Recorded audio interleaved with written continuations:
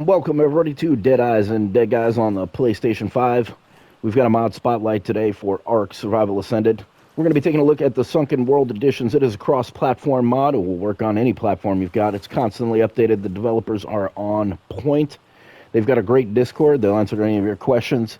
They've got a lot of information on there as well that you could just look up yourself. We've got invertebrates. We've got reptiles. We've got dinosaurs. We've got sharks. We've got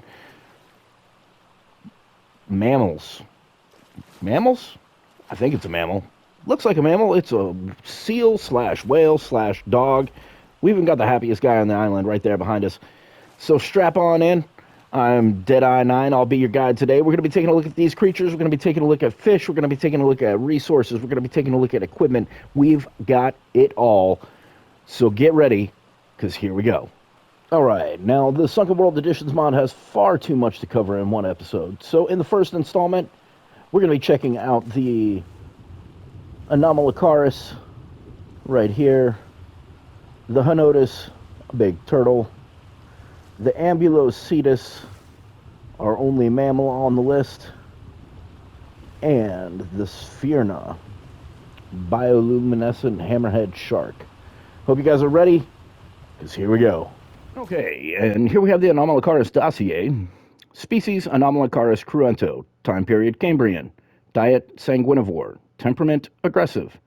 In the wild, Anomalocaris cruento breaks the norm almost every prehistoric creature in the archipelago had established, while many, like the Acrophyseter or the Thalassicus, fill a similar niche they did millions of years ago.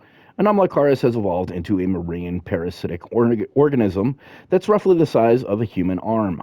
Strangely, while absorbing blood, Anomalocaris will filter oxygen from the water into its host. An excess of air in the bloodstream can be extremely lethal, though Anomalocaris flawlessly regulates its input so as not to kill the host. This trait essentially gives the host the ability to breathe underwater at the cost of nutrients in their blood. A wild Anomalocaris, however, won't do this for free and will detach itself from its host once it has drank its fill in order to save on the energy needed to maintain this oxygen balance. Domesticated. Some islanders have managed to tame Anomalocaris through a rather unorthodox method.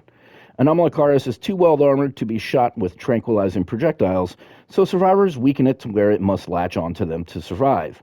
From there, they consume narcotic substances to knock it out. A healthy offering of blood finishes the taming process, allowing Anomalocaris cruento to be used as a living scuba tank, though it will make your shirt a little holy.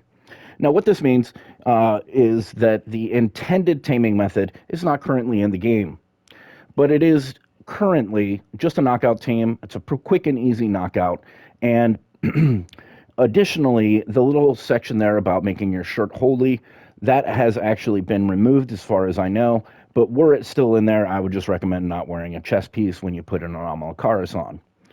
Let's go ahead and take a look where it spawns. And as you can see, the Anomalocaris spawns in this region here, in the southeastern part of the center. It does spawn near coastlines. I have not seen it in the deep sea, and it's a really quick and easy knockout. So let's go ahead and just take a quick look and see where they're at. We'll find one in the wild. All right, and we should be coming up along a 150 Anomalocaris. That's probably it right there. And again, it's just a really simple team here. Quick knockout, 1 to 2 shots, depending on your crossbow. And then once you get it down, just have leech blood, ammonite bile, or blood packs on you. We've got leech blood from drop, which was handy. So we're just going to drop this leech blood in here. Boom. And some of that. And it's going to eat that leech blood real quick. It does not take long at all. See, it's just biting, going right through that leech blood, and then bam, you're done. Now, I'm going to take my leech blood back before it eats all of it. Thank you very much. I'll go ahead and take this back too. All right, so one thing that I do want to address with the Anomalocaris, great creature. Obviously, you can see we are underwater right now. I do not have a scuba tank on. And yet, my oxygen is not moving. It's not going down at all. And the reason for that is we've got Anomalocaris on our back here. Can't see it quite through the backpack, but it's there. The interesting thing with the Anomalocaris, it will only stay underwater. So even if you're riding on a dino and you say you just want to breach to get your bearings, I 150,000% recommend that you have follow all on, because you'll be cruising along here and you're like, oh, okay, well, let me just see where I'm at, and boom, your Anomalocaris just falls off. So if you're not paying attention, that sucker is gone. If you at least keep it on follow all, then it'll keep up with a lot of your creatures, your sea creatures. You know, the Baryonyx isn't ridiculously fast, but it is very handy for cleaning out large numbers of sharks. But yeah, that is a very important thing to make note of with the Anomalocaris. You do not want to lose your creature because you were just going along and you said, oh, okay, well, where am I? Food drain does go through a little bit quicker than it normally would while you have the Anomalocaris attached. And that's because, obviously, you know, it's draining your blood and replacing it with oxygenated blood and the like. So it does make you eat more food to keep that energy up, keep that blood sugar going. So be aware of that. Have plenty of food on hand. Other than that, you will now be able to enjoy having a scuba tank on your back at whatever level you tame your Anomalocaris. You do not need to be in the 80s for scuba anymore. So congrats. All right, and briefly, before we move on to the next creature, let's just take a look. The Anomalocaris has really good animations here. I like how it kind of curls and uncurls, has all these frills. These are bioluminescent, as you could tell when the creature was attached to my back, in addition to these two lines that you could not see because of the backpack being even brighter than the frills. But very, very cool creature. And you see the hooks underneath that it's hooking onto your shoulder with. And then if you take a look here, let's get rid of the HUD for a second. Yeah, that's the lovely part that's attached to your back, sucking your blood right there. So that'll make you feel good. What will make you feel good is that you won't be drowning like I was right there. Let's go ahead and move on to the next creature in the Sunken World repertoire, and that will be the Henotis. Okay, and minus a dossier, here we have some original artwork from the Sunken World dev team. Common name, Henotis. Species, Henotis dominavis, which is flat-toothed house raft. Diet, herbivore. Temperament, docile. Habitat, the mangrove swamps and seagrass islands. Summary: this peaceful plesior relative can be found lazily grazing among the roots of the mangrove swamps. Many survivors prefer to use it over rafts as a mobile home, building right onto its shell, as it does not draw the aggression of Leedsichthys, and is still able to glide along the water plane with ease. Can burrow into the seafloor with only its shell exposed, creating a livable area that you can breathe in. Tameable, yes. Passive. Rideable, yes, without saddle. And breedable, yes, hatch. Let's take a look at where it spawns.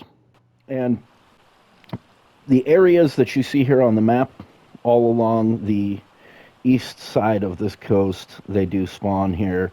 Not currently showing right now just due to the level restrictions that we threw in, but they do spawn down here, around here, up here, all around here, through the rivers, through this other river, and what you can't see on the map right now either is all the way around the swamp. They do spawn.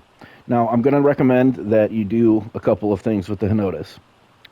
The Henotis is, let's just say it, every creature wants to get some turtle soup. So when you got the Henotis out there and you are taming, it is a bear to keep everything off of it. So I'm going to recommend that you bring some dino gates and just build a little trap around it. This one that we got here, this green one, we tamed over near the Blue Ob, and it was rough, just to be honest. basically, you're feeding it the kibble, and it's a passive tame. And every time that I would feed it a kibble and get it started, it takes a long time for that second feed. And I got up to 3 feeds in, and I was like, I think it was 5 feeds total for the, I believe this was a 140.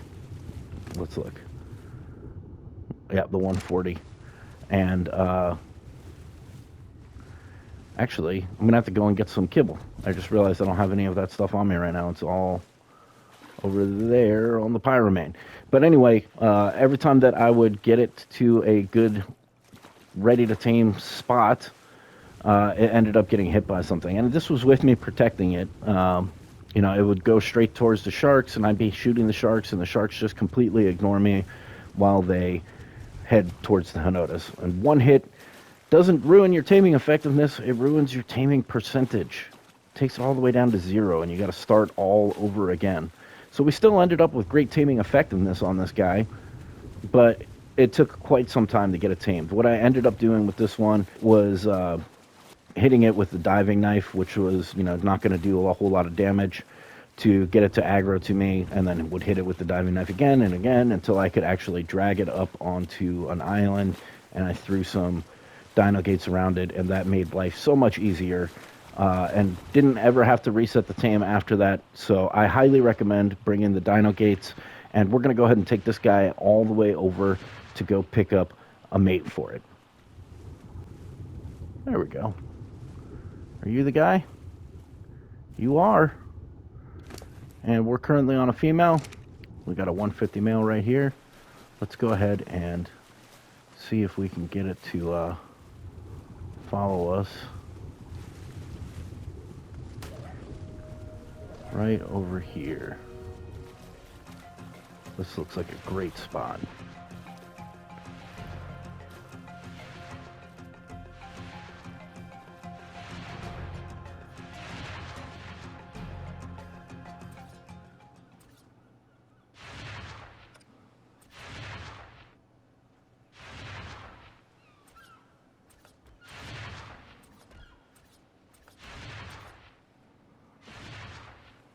Wait, what are you doing?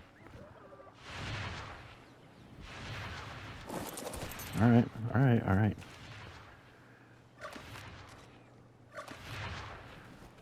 You want to go that way, huh?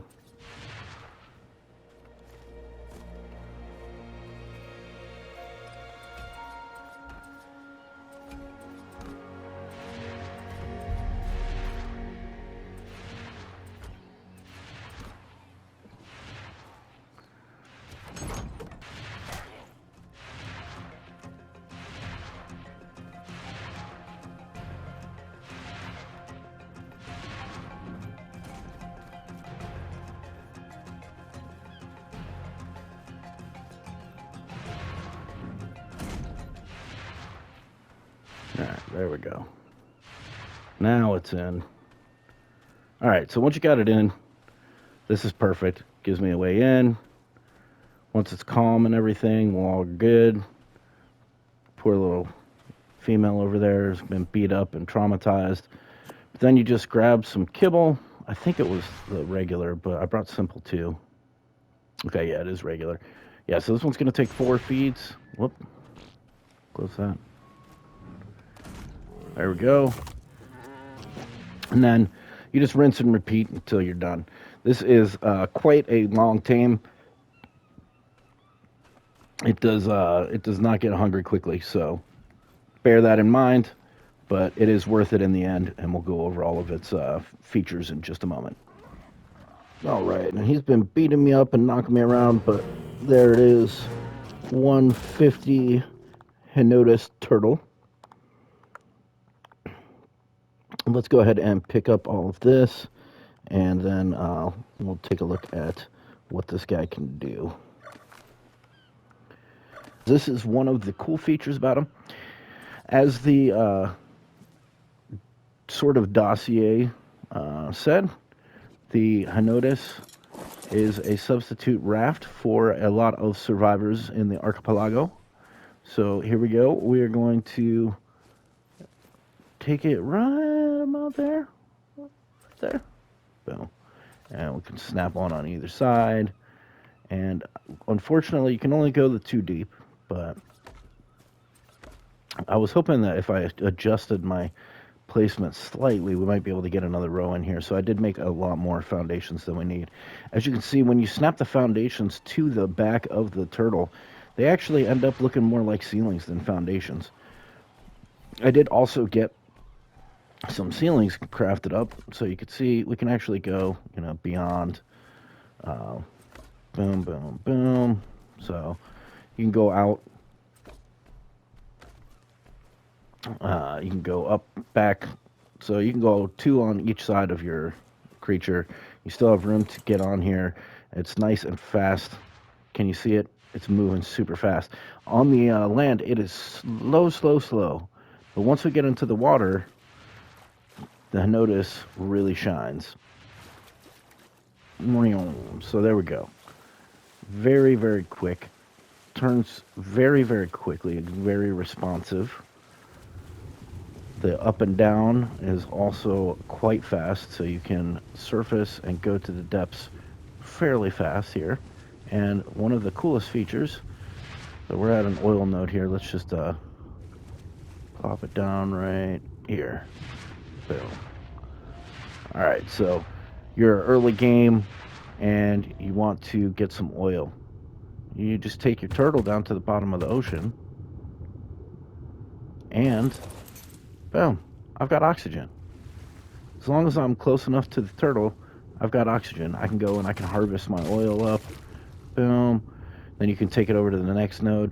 As you can see, as I get farther away from the turtle, I actually lose oxygen now. But when I get closer, right,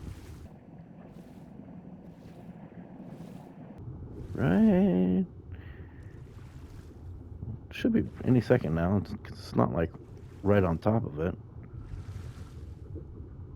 There we go.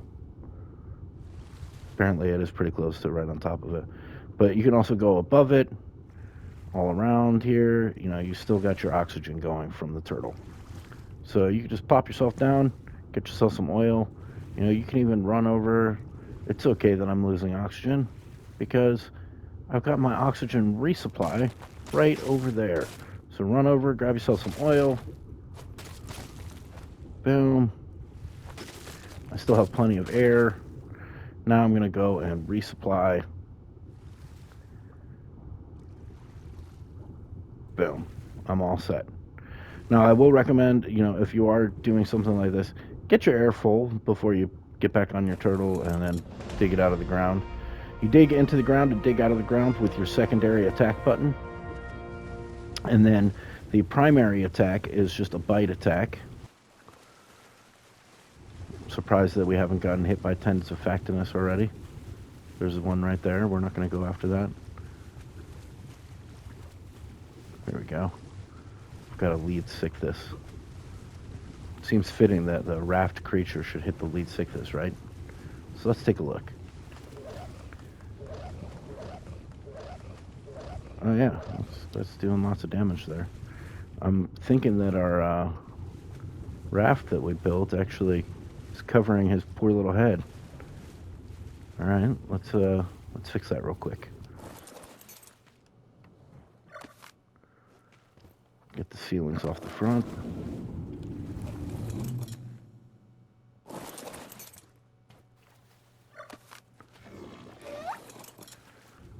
All right, now you can take care of this monster of the deep that would normally be attacking rafts. There we go. I have no problem with him breaking all of this, but I'm stuck inside it. All right, so it does have a little bit of a problem with its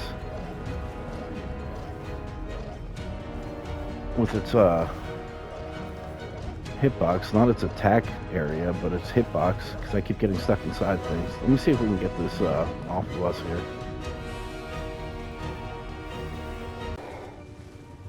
Alright, so detached myself from the lead Sickthis, but as you can see the attack, we do get stung by electric eels and jellies, so you got no insulation against them on the Henotis. Let's see. And The bite doesn't have the biggest attack hitbox, so you can get caught up in things.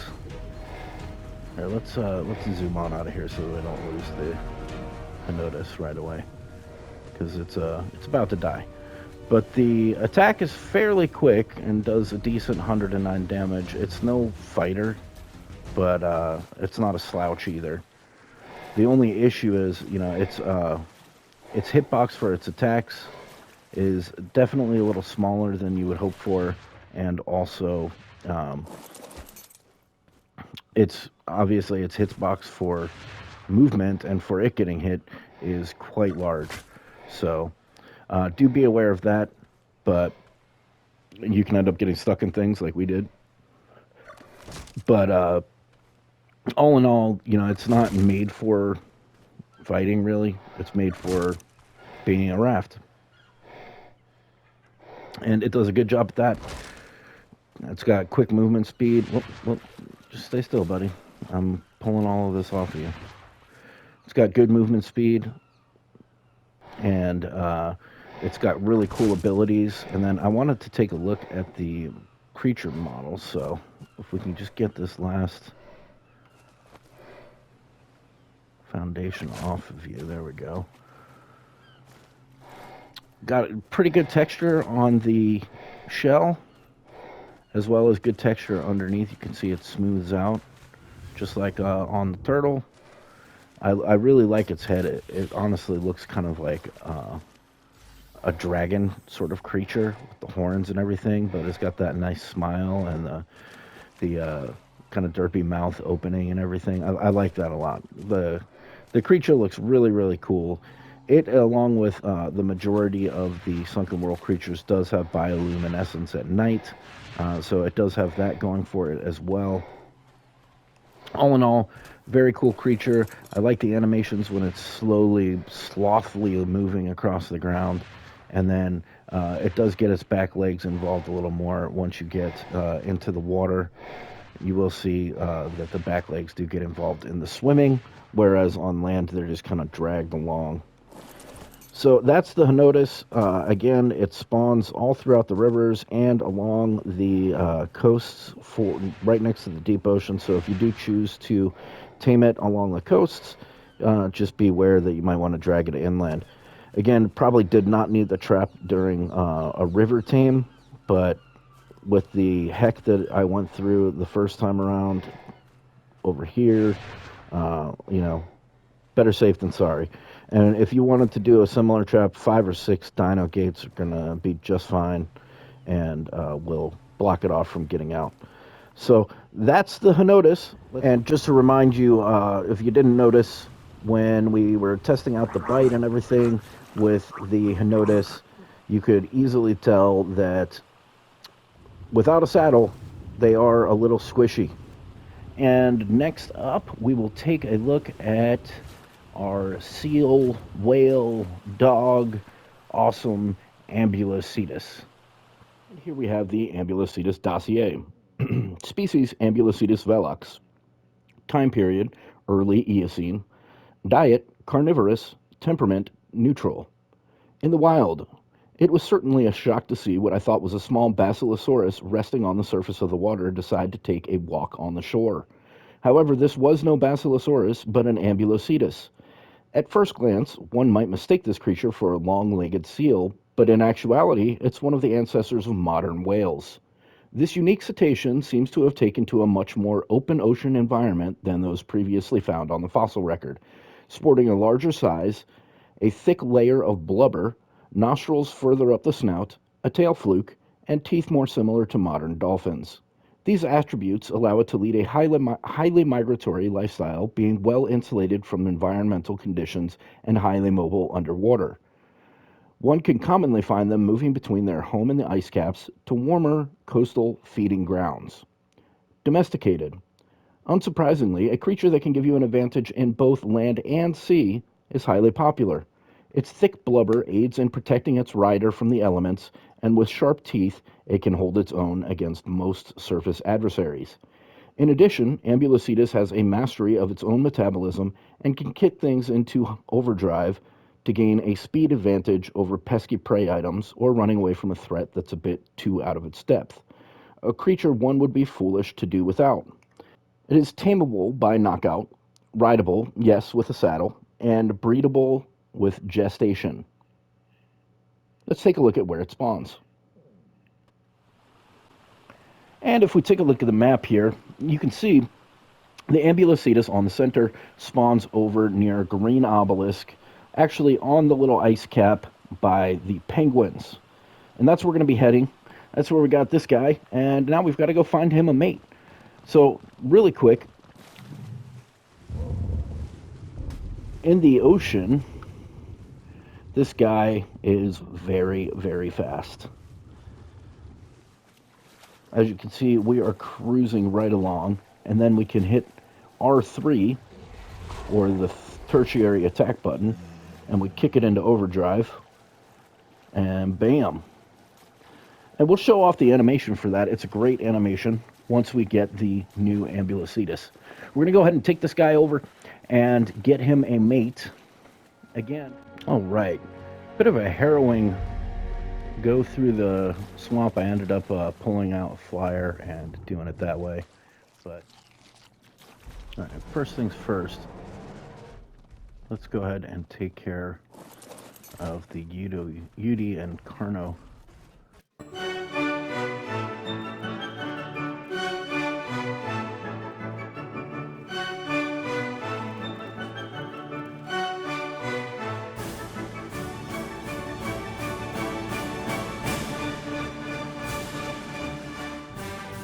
All right, now where were we?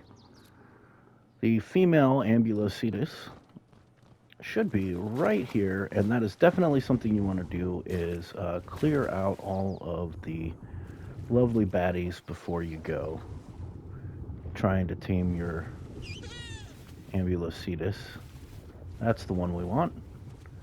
Let's put this way, grab this, and load up the trank arrows. If we can get it without grabbing all of its buddies, that would be appreciated. So let's see.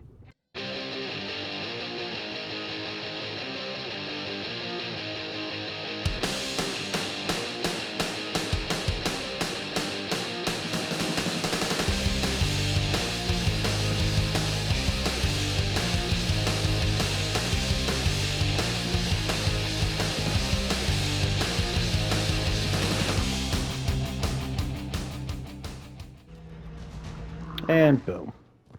Nice and quick. So they don't have a lot of torpor, which is very handy for us. And what we're going to do is check out the taming food here. I did bring mutton. We have mutton. We also have the regular kibble. Let's go ahead and give it mutton since I did bring it. Oh, we're already spoiled some of it. We'll go ahead and give it mutton since I did bring it. And then should be a quick enough tame. Obviously, you want to clear out the area around it because you will get stuff that wants to fight around it, even if you get stuff that doesn't target the Ambulocetus itself. So taking a look at the Ambulocetus, we've got a couple of things to talk about.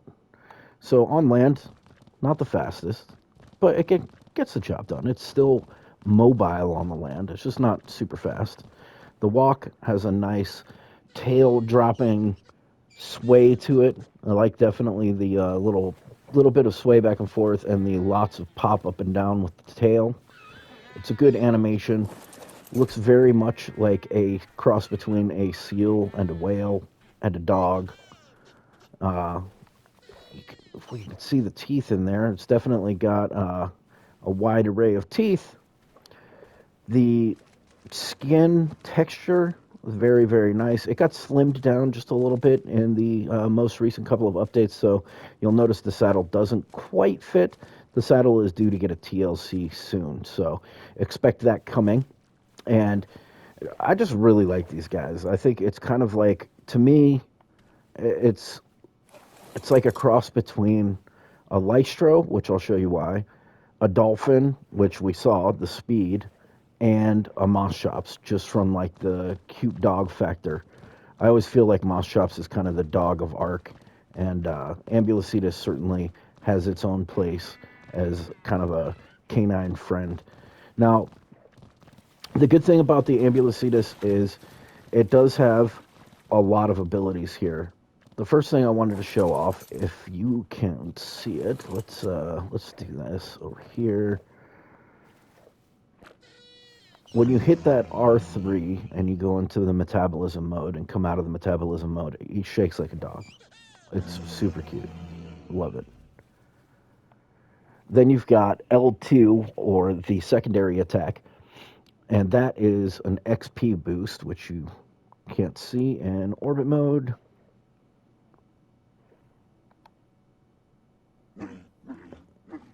And he just kind of shakes and barks and takes a couple steps. Also a very cute one, and it does give the XP buff to nearby creatures as well. Plus you can do it on the move. This is super handy for when you're fighting like alphas and you have a team of tribe mates and they're all on dinos and you guys all want to get an XP buff. You can just run up, slap that L2 button, and then boom, you're all getting an XP buff while you fight the alpha, which is just awesome. Now, granted, it is just like the Lystrosaurus, and it's for your mount and not for you, so just bear that in mind.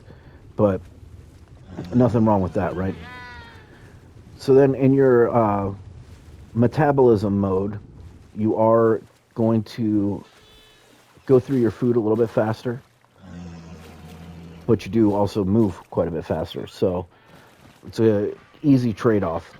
Now here with the bite attack, which is your primary attack, this one has pretty good damage here, doing 131. And the speed of its bite is what really is crucial here. So 131 is alright damage to begin with, but then the fact that you can do it as quick as this, it's basically a little bit slower than a raptor. So, you know, you're getting a lot of damage in a short period of time because it just attacks so quickly. And that 131 damage, you know, multiplied by how many attacks you can get in over a short period of time is not shabby at all. So, very, very good creature for running around on the land as well as in the sea. And honestly, my favorite use of this so far is just running around and getting a bunch of drops, because it does allow you to get drops that aren't too far inland. On ones that are way far inland, I don't really like to go for with this guy because it's just, it's not very quick on the land. It's usable, but it's not really, it's not its primary focus, let's just put it that way. I mean, this isn't slow, but it's not fast by any stretch of the imagination. Now, once you get in the water, though, it flies. So anything that's near coastlines or anything like that, those drops, I love to grab with this guy. Any of the undersea drops, love to grab with this guy. This is definitely a great team for early, mid, or late game. I will say, not sure that this one is going to need it or not, but it looks like it probably will. With the first one that I tamed, I did end up throwing in about 20 narcotic just to make sure that it didn't wake up before it tamed. It was pretty close. All right, and one more thing I did want to comment on before this girl wakes up is, as I get hungry again, is I really love the pose for a lot of these creatures when they get knocked out, the sleeping pose. So, you know, it's got its legs crossed down, it's got its arm over its chest here, and it's just laid out with kind of like a little grin on its face, like it's having good dreams of eating mutton. It's awesome. I really like this one. There's another one in the mod that we'll be getting to in just a little bit that I also very, very much enjoy the knockout animation for. All right, and here we are back at the water pen. We've got our Ambulocetus breeding. This 130 lady here is actually pretty patriotic. She's got like an off-white, grayish white, red, white, and blue. So that's awesome. And oh, one thing that I did notice when setting them to mate is they do have an option to sit. which probably interrupted the mating process, as well as an option to bark, but I did make them bark, so they're unable to bark at the moment. But that is what the L2 does, and that's how you give the XP buff. So as I keep resetting the mating, let's go ahead and look at the saddle. So the Ambulocetus saddle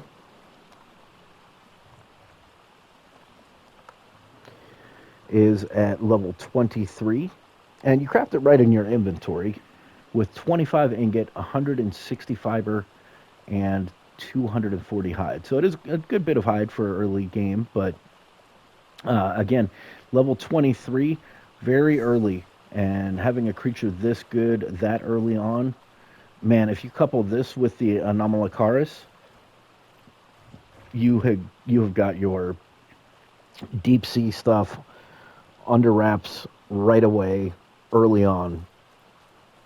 So very, very good creature to grab early in the game, as well as the Anomalocaris, so that you have your, scuba tank, and boom, you're good to go. And on top of that, the next creature that we're going to look at, you add that one to your arsenal, and boom, between this one, that one, and the Anomalocaris, you are all set early on in your playthrough. So let's jump into our next creature, the Hammerhead Shark. And here we have some original artwork from the Sunken World development team for the Sphyrna. And the information on Discord says, common name Sphyrna, species Sphyrna quaesitor, the Seeker Hammer, diet carnivorous, temperament territorial, habitat all surface waters. Summary, this creature is one of the more recognizable residents of the archipelago. The only difference between it and modern hammerheads being its armor-plated body, and its iconic hammer-shaped head can crack the hardest coral and stone. It also gives a unique ability to function like a living metal detector thanks to its electroreceptive abilities. Its rough, sandpapery scales are perfect for filing down materials too, allowing it to be used as a mobile smithy when equipped with a saddle. Tameable, yes. Knockout. Rideable, yes. With saddle, dual cedar, and breedable, yes. Gestation. I will call out really quick, the unique ability to function like a living metal detector is not currently in game due to its game-breaking functionality on the PS5, but that'll likely be fixed in a later update. Let's take a look at where it spawns. So, as you can see here, as I pull up the map, it really does spawn in all the coastal waters down here. It does spawn up the coast as well. There's currently 301 on the map, and the Dino Finder only shows a certain number of them, so they do spawn all up in here as well. And they are very prolific. So you shouldn't have any hard time finding one of these. As a matter of fact, we don't have to go anywhere to find one that's a good mate for our current one, because right in our water pen, boom, there is a male level 145.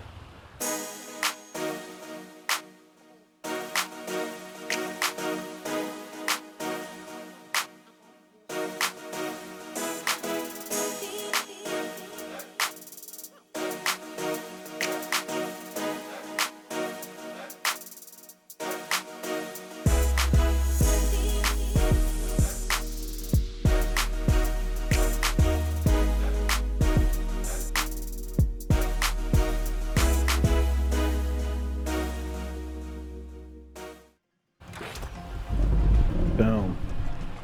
And I love that with the going unconscious as well. You see how it flipped over like that?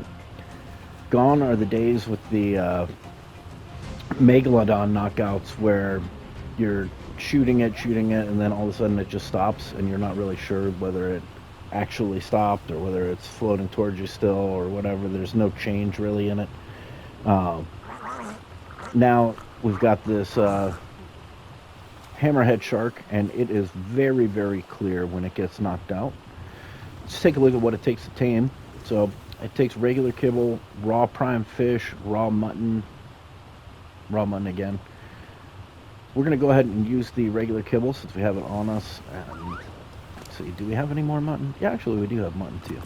So we'll put some mutton on there. Why not? let's go ahead and take a look at what the Sphener can do. Okay, now here we are out on the Sphyrna, taking it to the depths of it. And the amazing thing about the Sphyrna, the saddle acts as a mobile smithy and is available at level 20. That is the earliest mobile crafting station that we got insofar as saddles. The Engram learnable at level 20 is very easy to craft, and it's crafted in a smithy. But if we take a look here, it is 90 fiber, 15 raw metal, and 150 hide. So super easy to craft. And level 20 is less than a third of the levels that it takes for any other creature to obtain a mobile smithy. We have the beaver at 61 and the Argentavis at 62. And other than that, we now have the Sphyrna at level 20. So R1 is a quick bite attack. It handles fairly well as an attack. It does 94 damage base on this particular one. This is without me having leveled it up in melee at all. And this is a 145 female to go with that 145 male that we're taming right now. But yeah, fairly quick. Okay bite range. Not amazing, but okay bite range. It's pretty agile insofar as turning radius and the like. And then it also does have a secondary attack that we show off here in a moment against the other. There it is. It is a headbutt attack, does 132. And it's also really not that slow. So it is slower than the bite, but it's decently fast. And it does a significant amount more damage. So does about 50% more damage. And that headbutt attack is what we're going to be using to harvest resources. So as you saw over here, we had some oil nodes. Where were they? Right over here. We're going to go ahead and use the headbutt attack, and boom, we got some oil. Now, it's not amazing at getting oil, but it's pretty darn good.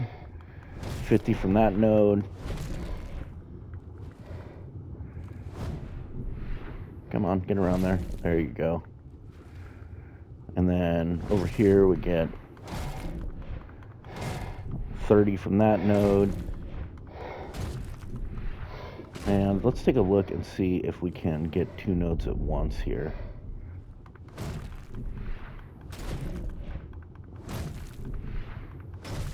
No. But it's getting oil very quickly, very easily, and we also get a ton of stone on this guy and flint. So I seem to remember before the recent patch that it was getting mostly stone. I don't remember if it got flint at all, frankly. But with these most recent sets of patches, it is now similar to a underwater Fossilosuchus. It gets quite a bit of flint, not quite as much as the Fosso does, but still a significant amount. And let's go ahead and clear this guy out. There we go. And it's the only underwater creature that I know of that gets a decent amount of flint. And so at a nice early level like this, you know, and we're getting flint, you know, that's way better than waiting for the Anki or the Mantis and using them much later on in the levels. So it's super handy. And then we're going to take a look at the weight reduction that it gets in just a moment. Let's just snag a bit of metal and then take a look at the weight reduction that it gets. So looking at the efficiency, it's not the most efficient metal gatherer. Clearly the Dunkley is more efficient insofar as how much it gets per bite. But given that there's, you know, in all of the places where there's metal under the ocean, there's quite a few metal nodes all right next to each other. And that makes it so even though it doesn't have the efficient bite that a Dunkley gets, you're still going to get a ton of metal very, very quickly. As you can see, we're already up to like 300. So let's take a stop right there at 302, get to some shallower waters, and then we'll take a look at the weight reduction. Okay, so taking a look at the weight reduction in our inventory, 303 is 303 weight. In the Sphyrna's inventory, 303 goes down to 227.3. So not, incredible weight reduction, but significant weight reduction. We've got 52 flint and 220 stone. The 220 stone in our inventory is 110, and watch this, bam, 27.5. That's like a 75% weight reduction right there. Really great. In our inventory, flint is 2.6 and 2.6. So no weight reduction on the flint, but we do get a significant weight reduction on the stone and a weight reduction on the metal. Now the oil, also no weight reduction, but it is harvesting oil and it is harvesting flint. So those are great things. Now what we're going to do here is head back over to the water pen, and we'll just take one last look before we move on to the next creature. All right. And as you can see, as it talked about in the dossier, it does have a second seat back there. So I can actually grab on here and go, boom. Now obviously I can't tell it where to go while I'm in the seat, but this is the second seat. And just kind of chilling right behind the dorsal fin. So that's another cool feature of this guy. The Donkey can't do that. But you got the dual seats on here. The person on the front who's lying down will be waving their feet right in your face while you're sitting in the back seat. But hey, who cares? You'll be riding a Sphyrna. All right. I just love the detail on their armor ridges. Really, really nice. Even if their tails do swish through each other.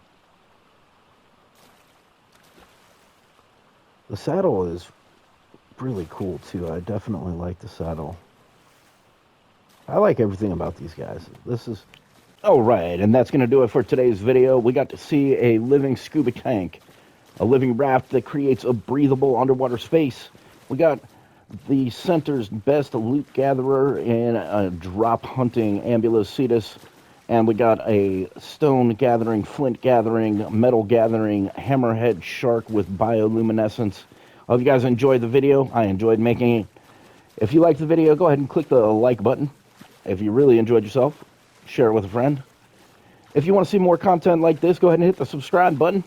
I hope you guys have a wonderful day, and I will see you all in the next video.